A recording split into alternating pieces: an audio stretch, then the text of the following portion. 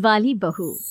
प्रज्ञा को रील्स बनाने का बड़ा ही क्रेज है और वो दिन भर रील्स बनाती रहती है, खाते पीते घूमते फिरते, घर में कॉलेज में।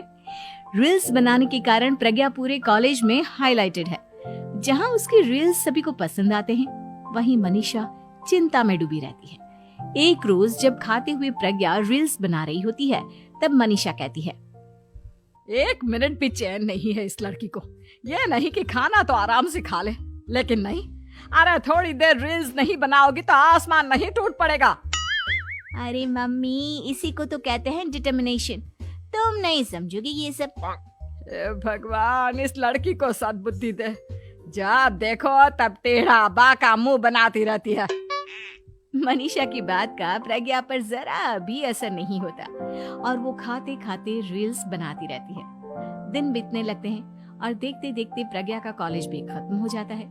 आए दिन कोई ना कोई मनीषा को प्रज्ञा की शादी करवाने का सुझाव दे जाता है। सब ठीक ही कहते हैं, प्रज्ञा की शादी कर देनी चाहिए। अपने घर के काम काज में व्यस्त हो जाएगी तो खुद ही ये रील्स और नाच गाना बंद हो जाएगा। मनीषा और प्रेम प्रज्ञा के लिए एक अच्छा लड़का ढूंढने लगते हैं और तभी विकी का रिश्ता प्रज्ञा के लिए आता है, जिसने प्रज्ञा को उसकी रील्स देखकर पसंद कर लिया था। अगले दिन विकी अपने माता पिता के साथ प्रज्ञा के घर पहुंच जाता है और प्रज्ञा साड़ी पहने हाथों में चाय की ट्रे लिए उनके सामने आती है। जब विकी को पसंद है तो हमें भी बहू पसंद है। बहन जी, आप बारात की तैयारी कीजिए। एक बार लड़का लड़की अकेले में बात कर ले तो अच्छा रहेगा।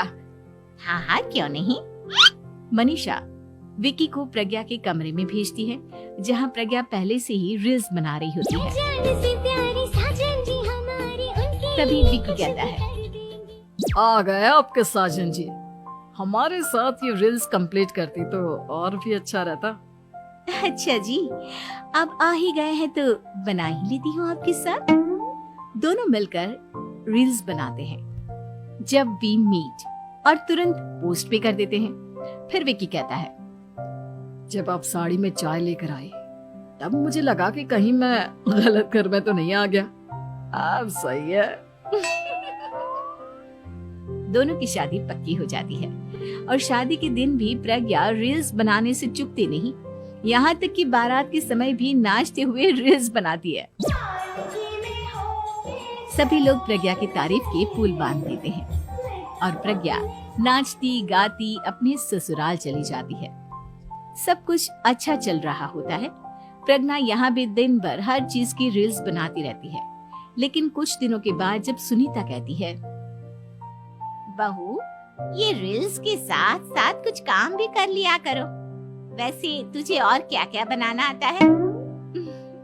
मम्मी जी, वैसे तो सब कहते हैं कि मैं सब कुछ अच्छा बनाती हूँ, लेकिन मुझे लगता है कि मैं मैगी अच्छा बना लेती हूँ। हाँ, कॉफी भी अच्छा बना लेती हूँ और मुंह तो सबसे अच्छा बना लेती हूँ। हैं? अच्छा अच्छा। सुनीता अपना माथा पकड़ लेती है और कहती है, बहू, कुछ खाना बनाना भी सीख लेती। मम्मी जी, मैं लंबी प्लानिंग कर रही हूँ। जल्दी ही मैं इतनी फेमस हो जाऊंगी कि मुझे पैसे मिलने लगेंगे। हम दोनों सास बहू राज करेंगे, राज। नौकर काम करेंगी और लोगों की तो लाइन लगेगी हमसे मिलने के लिए। तेरा दिमाग खराब हो गया है क्या बहू? हंसी मजाक तक ठीक है, लेकिन इस तरह घर नहीं चलते। जितना जल्दी हो इस घर के तौर तरीकों को सीख लो। प्रज्ञा मुंह घुमाकर चली जाती है और तुरंत उसी वक्त एक रील बनाती है। ये देख सुनीता का गुस्सा 7वें आसमान पर चला जाता है और विकी के घर आती ही सुनीता उसे सब कुछ बताती है। विकी भी अब प्रज्ञा की इन हरकतों से परेशान हो जाता है। तुम टेंशन मत लो मम्मा, मैं देख लूंगा। विकी कमरे में जाता है तो देखता है कि प्रज्ञा रील्स बना रही है।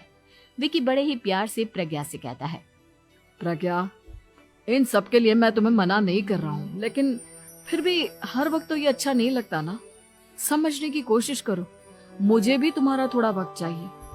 मैं जब ऑफिस से आता हूँ तो मुझे समय देने की जगह इसी में लगे रहते हो। तुम ज्यादा ही सोच रहे हो। तुम भी मेरे साथ